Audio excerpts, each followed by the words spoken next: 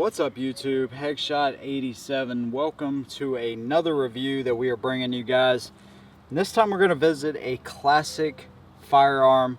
We're going to talk about the history of this gun, at least some of the history, the features, price, the variants, pros and cons, shooting. We're going to talk about a lot in this video. So if you've been looking at a USP, hopefully this video will help you out or otherwise be entertaining. Keep in mind what we do is a lot of work. So please destroy that like button, become a subscriber, and as always, thank you guys for watching. Alright, so in 1989, H&K decided that they were going to try to compete with the American market as far as military and police officers. They wanted to be able to compete with Glock and Beretta and SIG, Smith & Wesson. So they started in 1989 the design of a new pistol. It was actually in 1993 that the USP 9mm came out. The 1995 is when the 45 version came out. So there's a really cool history behind this gun. H&K has been known to be very overpriced and that kind of stuff, but they were really trying to compete with the rest of the market on this gun. So let's go ahead and talk about some of these features that make this gun pretty interesting. You have a proprietary rail right here in the front. All right, there are 10 different variants of this gun and 9 different triggers as far as what I know. Proprietary rail. It is slightly curved right here with serrations. You have your German style paddle release. All right, it is very small, very close to the frame. Unlike the VP9, which actually sticks out a little bit, this one is very small. They come with two 12-round magazines. I don't have the box for this one, unfortunately. But two 12-round magazines. You can see it is a large gun for sure. Definitely a full-size gun.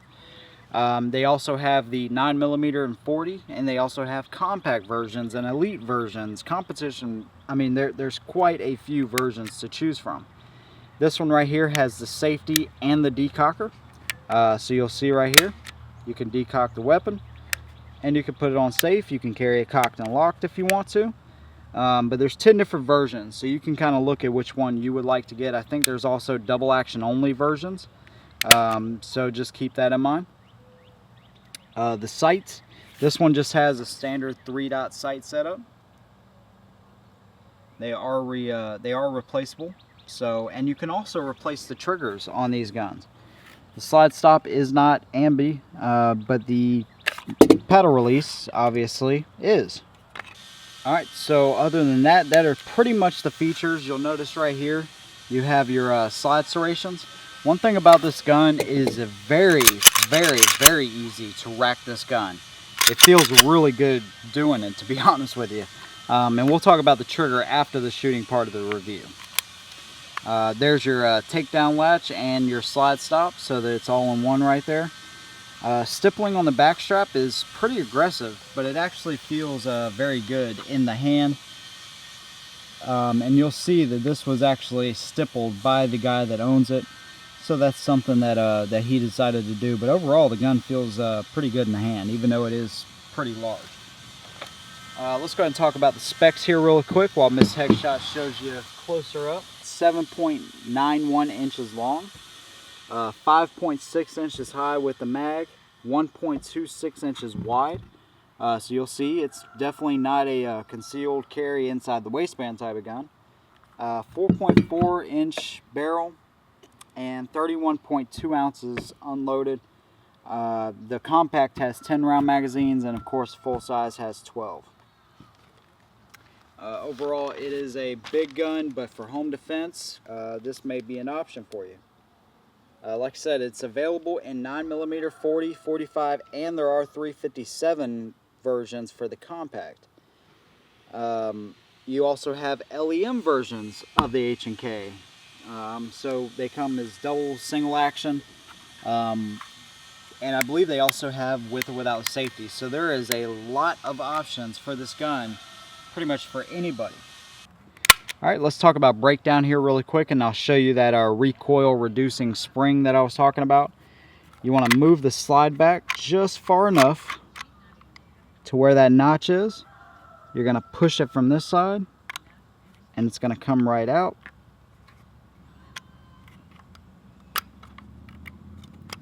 Pull it out just like that. Do not have to pull the trigger on this gun. You can see it's dirty. We just recently shot it. Of course, it is double to single action on this one. And there's your, you see this little lip right here, this little notch. This is a recoil reducing spring. Now, how this works and all the logistics of it and all that, I'm not quite sure. It wasn't a super soft shooting gun, but for 45, I think it was very manageable. There's your barrel. This one is the polygonal rifling. I think they used a standard land and groove style in the early 90s. So we'll go ahead and put this back together. You can see the spring is captive. So let's go ahead and put this one back in here. And it's going to fit just like that. Now you can kind of see that this will move down and out of the way. So basically what this spring is designed to do is supposed to take some of the energy out of it. When this slide moves back to a certain point, it'll take the energy out of it. So that's basically what it's designed to do. Alright, notice your points of contact right there on the rail, here in the back. Putting it back on is super simple. Move it back to that notch. Slide it in there. Alright, so there's your breakdown. There is a little bit of history on the gun. Let's go ahead and get to some shooting, and we will see you guys in a minute.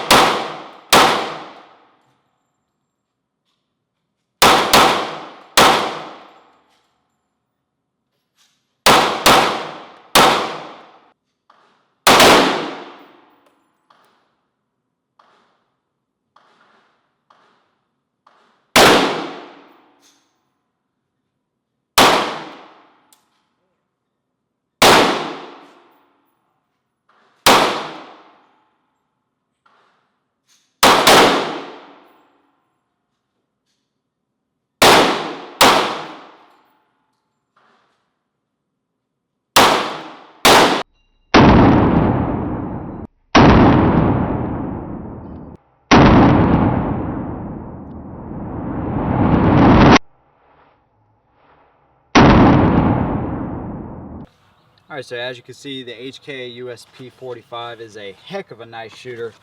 15-yard headshot test, 10 out of 12, so not too bad there. Pulled a couple down low here, but I knew when I was doing it, so it wasn't one of those things like a complete surprise when I pulled these down here. Most of them were right there, so not too bad at all. All right, so Mrs. Heck shot becoming the shooter she is. Look at that. 7 yards, not too bad at all. Of course, we shot up that bottle that you've seen as well. Those things are pretty cool. But this thing is a shooter, man. And even when you start to pick up the speed, there's a variant for everybody on this gun. And that's something I really, really do like. We don't mess with a lot of single to double action guns, but this is something I want to get into more. The double action on it is actually pretty good. Let me show you that real quick as far as the trigger pull. One thing that bothers me about H&Ks in some guns is this really, really sharp kind of curve in here. It kind of hurts to pull it. But you'll notice here, you'll hit a very defined wall. Bring it back. And boom. Reset on it. Right there. Single action. You'll notice when you hit the wall, you have a little bit more creep and it pulls. So very nice trigger. That single action is really good. Let me show you as far as the weight. See what we can get this thing to do here.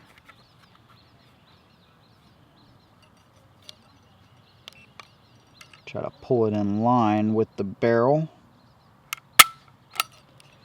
9 pounds, 10 ounces. Let's try it one more time. Of course, that is a pretty standard double action weight. 9 pounds, 15 ounces. All right, let's check the single action. Single action on this gun is nice.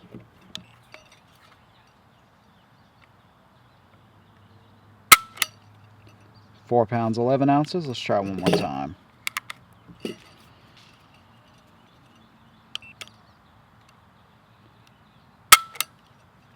£4, 7 ounces. So very nice gun, and really a classic gun, and this is something that's been off my radar. I know a lot of people have been asking us about 1911s and such, but these guns are expensive now. Don't get me wrong. You know, most of the ones I've seen were in the 800 to 900 range. So just keep that in mind. You know, you're gonna spend some money on this gun, and that's just one of those things. That's just how H&Ks are. All right, but overall, a very good shooter. The price is up there, though, so just keep that in mind. If you're looking at getting one of these, they're not super cheap. I've heard some people can get them, you know, for you know, $600-700 maybe, but they're still going to be up there. One thing I did want to note as far as the how you date these, you'll see the AE right there. So this one is actually 2004. So you have the letter system, which will tell you exactly when yours was made. The newer ones have a DE. Don't pay attention to the DE. That's just a mark from the factory. But that's how you date them. I did want to mention that the P30 and the HK45 are very similar to this gun. They have standard rails and things like that. But for somebody with smaller hands, they may be a better option. They also have the updated grips that H&K uses, like on the VP9. So let's go ahead and talk about pros and cons here. There's plenty of variants for everybody out there. So if you want the law enforcement variant or whatever, there's plenty of variants out there, so you can get one that will suit your needs. The single action is super nice on this gun, and shooting it was really a pleasure, to be honest with you. H&K history and the reliability is right up there with the best, and they're known for being very high quality, kind of for the tactical people, you know, that kind of stuff. You kind of get that vibe when you have one of these in your hand, or any HK. But they are very, very nice. Great shooter, and you know, for outside the waistband, maybe carry, home defense, range gun, this thing is going to do great. It handles the recoil of the 45 great. It's a classic. The cons, we already touched on that a little bit. from here to here, if you have smaller hands, it may be an issue. It does feel quite large in the hand, so just keep that in mind. The mag button is way too small. I don't mind it on the VP9, but look how small that is. It just doesn't give you a lot of real estate to actually drop that magazine out of there. So I noticed I was using my middle finger, because trying to reach it with my thumb, I'd have to camp my hand way over here, and I just don't like that. So the magazine button, if it was bigger, it would definitely be better. The price for what you get, you know, they're pricey, and that's the way H&Ks are. They're just pricey guns, and for some people, it's definitely going to be out of your market. It's going to be out of your range. You know, this is a borrowed gun. This is not our gun. And for a lot of people, this is going to be out of their range. And I think for what you get, I think they're a little bit overpriced, to be honest with you. They're very nice. I like it, but they are a little bit overpriced. And the proprietary rail may or may not be an issue for some people. I know they make the universal tactical lights for these things that'll fit them. But overall, I was pleasantly surprised with how this thing handled, how it shot. There's a lot to like about this gun, and there's some things that I don't like. So if you like what we do here, make sure to follow us on Facebook, destroy that like button, become a subscriber. Thank you all for everything that you do for us and the support you show.